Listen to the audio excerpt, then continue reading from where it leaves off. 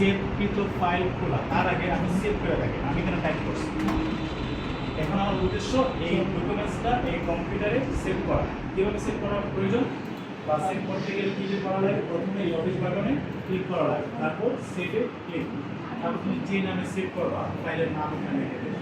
ফাইলের নাম লিখলাম এক্সাম্পল ASDF 6 তুমি এখানে যে কোনো নামে সেভ করতে পারো। তো আমি লিখলাম ASP কন্টিনিউস লিখলাম, ঠিক আছে, কারণ 2 1 মানে আছে এখানে দিবা হয় বলে এবার আমি সেভ ক্লিক করছি, ফাইলের নাম ASP স্টুডেন্ট সেভ ক্লিক করে সেভ